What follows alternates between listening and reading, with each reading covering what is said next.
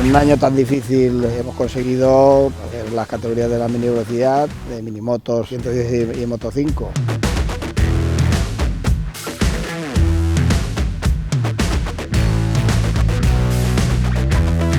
También el Campeonato de España de Promo 3 y Premoto 3, donde hemos sido campeones de España.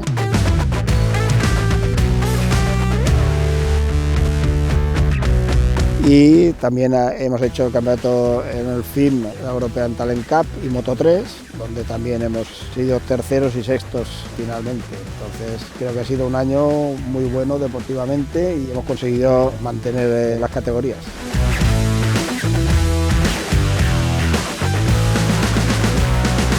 Una de las alegrías más grandes de este año, sin duda alguna, ha sido el Campeonato del Mundo de MotoGP de Joan Mir, un piloto que pasó por Laguna Campeones en 2 temporadas, y también de Alberto Arenas.